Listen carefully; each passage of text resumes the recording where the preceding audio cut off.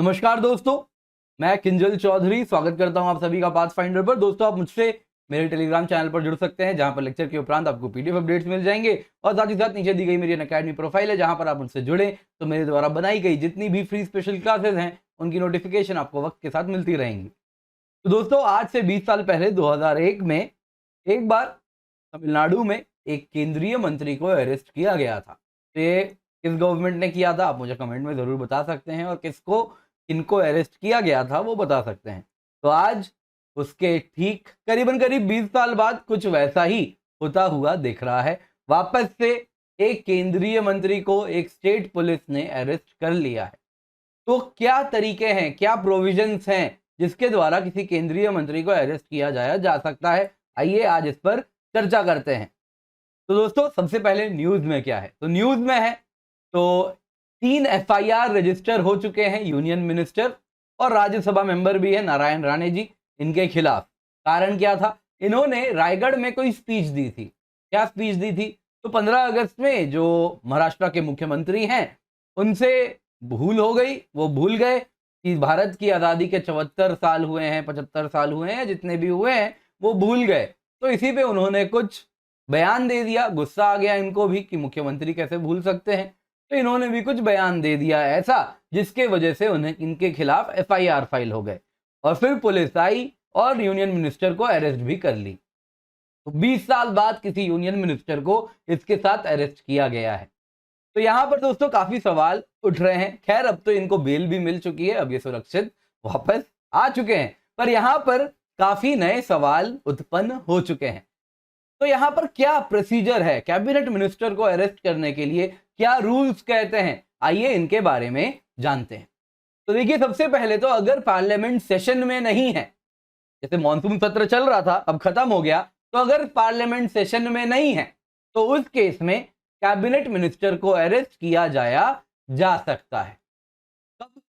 Criminal case में। अगर कोई क्रिमिनल केस उनके खिलाफ रजिस्टर हो चुकी है तो उनको अरेस्ट किया जा सकता है। Section 22A rules of the procedure and conduct of business of the Rajya Sabha ऐसा कहती है कि अरेस्ट कीजिए, पर पुलिस, जज या मजिस्ट्रेट उनको क्या करना होगा, उनको अरेस्ट करने के बाद चेयरमैन ऑफ राज्यसभा, जो कि हमारे आप देखिए तो वाइस प्रेसिडेंट हैं, वेंकैया नायडू जी हैं, तो उनको इंटीमेट करना होगा कि भाई ये मेंबर ऑफ राज्यसभा हैं, इनको हमने अरेस्ट किया है, ये कारण है अरेस्ट करने का, ये इस जगह पे डिटेन किया गया है और इम्प्रिजनमेंट इस प्रकार से इस तरह जगह पे इनकी होने वाली है। तो ये सारा इंफॉर्मेशन चेयरमैन को देना होगा।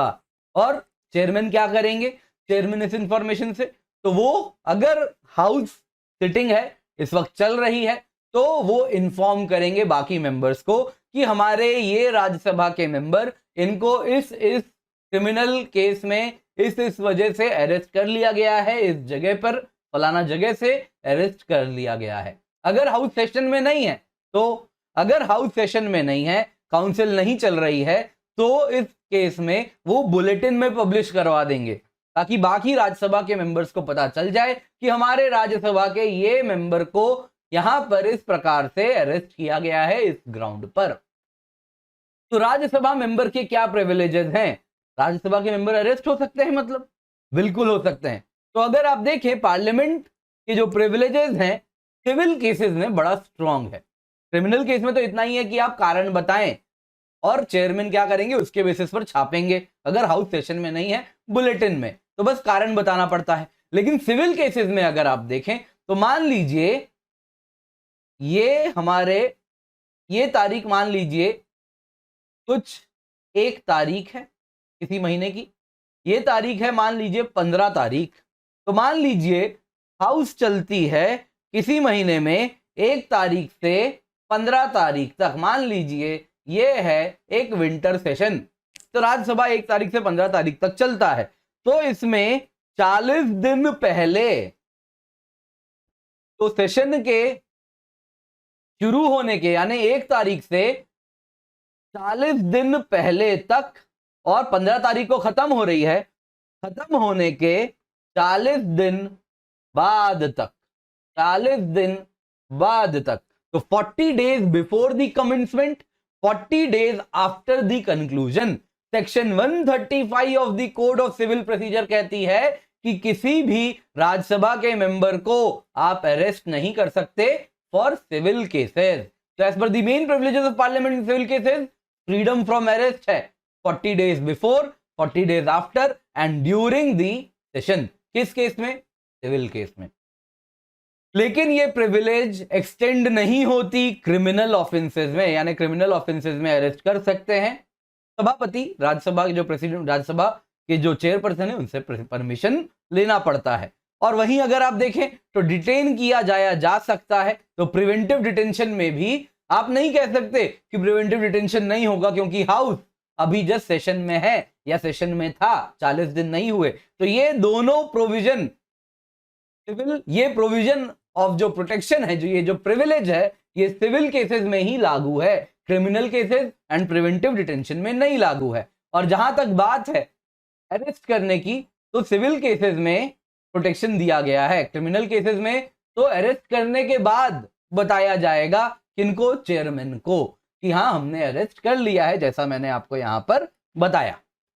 चलिए नेक्स्ट देखते हैं, क्या किसी मेंबर को हाउस से अरेस्ट किया जा सकता है? हाउस के बाउंड्री में आ जाए उसके बाद क्या अरेस्ट किया जा सकता है? नहीं। कोई भी मेंबर या कोई स्ट्रेंजर, कोई भी व्यक्ति, अगर आप लोकसभा राज्यसभा के परिसर में आ जाएं, अगर आप हाउस के परिसर में आ जाएं, तो प्रीसिंक्ट्स ऑफ द हाउस यानी परिसर से उनको अरेस्ट नहीं किया जा सकता अनलेस एंड अनटिल वो परमिशन ना ले लें। किससे? चेयरमैन से अगर वो राज्यसभा के मेंबर है, स्पीकर से अगर वो लोकसभा के मेंबर है, और डिपेंड करता है किसके परिसर में है। अगर राज्यसभा के परिसर में है तो चेयरमैन से लें, लोकसभा में है तो स्पीकर से लें। और वो उसके बाद जब वो अलाउ कर देंगे स्पीकर या चेयरमैन, तो ही अरेस्ट करेंगे, और वो भी प्रॉपर होम मिनिस्ट्री के द्वारा जो प्रोसीजर डाला गया है उस प्रोसीजर को फॉलो करते हुए तो ही अरेस्ट किया जा सकता है। न सिर्फ मेंबर ऑफ लोकसभा राज्यसभा, कोई स्ट्रेंजर को भी अरेस्ट करना है तो परमिशन लेना है। इसके सिवा कोई लीगल प्रोसेस सिविल या क्रिमिनल भी सर्व नहीं किया जा सकता हाउस के परिसर में। क्या मतलब? मतलब कि कोई भी लीगल प्रोसीजर, आपके खिलाफ वारंट है, चलिए आपको सुओ मोटो नोटिस दिया जा रहा है, ये चलिए कोई नोटिस है आपके खिलाफ, वारंट है आपके खिलाफ, या अन्य प्रकार के लीगल प्रोसेस हो सकते हैं। जैसे हो सकता है कि आपको समन किया जा रहा है, चलिए, तो ये सब आप हाउस के परिसर में, प्रीसिंक्ट्स में सर्व नहीं कर सकते जब तक कि आपको चेयरमैन या स्पीकर परमिशन ना दे दें।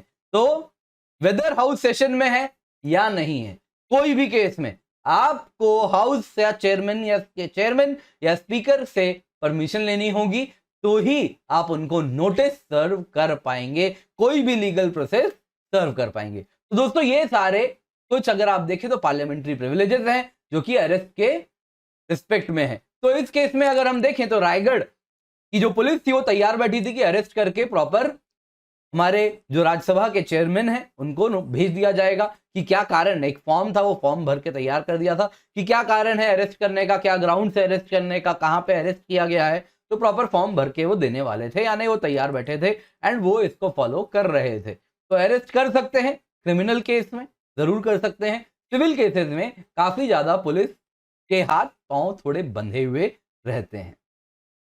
तो दोस्तों आज की क्लास पसंद आई हो तो लाइक करें, शेयर करें अपने दोस्तों के साथ ये वीडियो, एंड पाथफाइंडर चैनल को सब्सक्राइब करना ना भूलें। दोस्तों आपको बता देता हूं, जब भी अनअकैडमी आए यूज द कोड KC10, क्योंकि इस कोड से आपको मैं डायरेक्टली हैंड होल्डिंग करने वाला हूं, मेंटरशिप देने वाला हूं, बेस्ट नोट्स मिलेंगे और जो गाइडेंस होगी वो सारी सब्जेक्ट्स ऑफ GS, ऐसे ज्योग्राफी ऑप्शनल में मिलेगी। ये तभी होगा दोस्तों जब आप ये कोड का इस्तेमाल करेंगे। तो यूज द कोड KC10। इसके सिवा दोस्तों आपको बता देता हूं, अनअकैडमी में मैंने बहुत सारे स्पेशल क्लासेस लिए हैं। ये मेरी लिंक है जहां पर आप मुझे फॉलो करें और इन स्पेशल क्लासेस का फायदा उठाएं। तो दोस्तों कुछ अपकमिंग स्पेशल क्लासेस जिसमें पॉलिटी को हम कवर कर रहे हैं, चैप्टर 1 को कवर कर रहे हैं, क्वेश्चन आंसर फॉर्मेट में बहुत सारा क्वेश्चन है, मल्टीपल चॉइस क्वेश्चन है, उसके थ्रू हम टॉपिक को पढ़ रहे हैं, समझ रहे हैं। और बहुत सारी रिकॉर्डेड स्पेशल क्लासेस हैं। क्लाइमेटोलॉजी कवर्ड है, फिजिकल ज्योग्राफी कवर्ड है, इन्वायरमेंट कवर्ड है, तो इन सब को आप जरूर देखें। इंडिया के बेस्ट एजुकेटर्स दोस्तों हमारे साथ जुड़े हुए हैं अनअकैडमी पर, एंड यूपीएससी कॉम्बैट भी है, तो 4 करोड़ की स्कॉलरशिप है, इसका हिस्सा बने। 60 डेज बच रहे हैं प्रीलिम्स के लिए, और इस बात को ध्यान में रखते हुए बस 15,000 रुपए में हम 2 मंथ सब्सक्रिप्शन भी प्रोवाइड कर रहे हैं। तो KC10 कोड का इस्तेमाल करें और इस 2 महीने की सब्सक्रिप्शन का फायदा उठाएं। 10% डिस्काउंट मिलेगा, 15,000 की सब्सक्रिप्शन हो जाएगी 13,500 में, जैसे ही आप कोड KC10 यूज करेंगे। इसके सिवा आपको बता देता हूं, 1 subscription to crack it all है, तो बहुत जबरदस्त ऑफर है। 28 अगस्त को खत्म हो रहा है। इस वक्त तक ये जीएस प्लस ऑप्शनल, 1 साल का जीएस सब्सक्रिप्शन, 1 साल का ऑप्शनल सब्सक्रिप्शन, इसकी कीमत है दोस्तों 49,680। 28 अगस्त के बाद दोस्तों इसकी कीमत लगभग 3,000 रुपए बढ़ जाएगी, तो प्राइस हाइक होने वाला है 28 अगस्त को। तो अगर आप लेने का सोच रहे हैं तो 3,000 रुपए, अपने बहुमूल्य 3,000 रुपए आप बचा सकते हैं अगर आप अभी सब्सक्रिप्शन लें। तो 25% दोस्तों इसमें क्या कॉस्ट है, तो आप देखें 25% आपको ऑप्शनल प्लस 10% कोड, आपको 25% ऑप्शनल में डिस्काउंट मिल रहा है, 10% यूजिंग दी रेफरल कोड। जब आप KC10 कर रहे हैं तो बहुत जबरदस्त डिस्काउंट है। इन शॉर्ट, 1 साल का जीएस सब्सक्रिप्शन, 1 साल का ऑप्शनल सब्सक्रिप्शन आपको बस 49,680 रुपीज में मिल रहा है, और साथ में आपको 21 ऑप्शनल के टेस्ट सीरीज मिल रहे हैं, 16 sectional, 5 full length, 80 test series GS के मिल रहे हैं, 50 प्रीलिम्स, 30 मेंस। तो 45,000 रुपए की ये टेस्ट आपको फ्री मिलेगी। इतना ही नहीं, आपको अनअकैडमी नोट्स मिलेंगे, आपको साथ ही 1 साल की सब्सक्रिप्शन मींस 2022 तक चलेगी, 2 साल की सब्सक्रिप्शन मींस 2023 तक चलेगी। और दोस्तों अगर प्लस सब्सक्रिप्शन देखें तो इसकी कॉस्ट है 2 साल की 64,800, 2 साल की आइकनिक की कीमत है 1,15,750 रुपए, 1 साल की ऑप्शनल की कीमत है 27,500 रुपए, जो कि KC10 कोड के बाद 24,750 हो जाती है। तो बहुत जबरदस्त डिस्काउंट है। 25 अगस्त से नया बैच हो रहा है स्टार्ट, 1 सितंबर से भी नया बैच हो रहा है स्टार्ट, तो आप स्क्रीन पर देख सकते हैं। फ्री टेस्ट सीरीज है दोस्तों, KC10 कोड का इस्तेमाल करें और इसका हिस्सा बने। Thank you so much for joining, have a great day.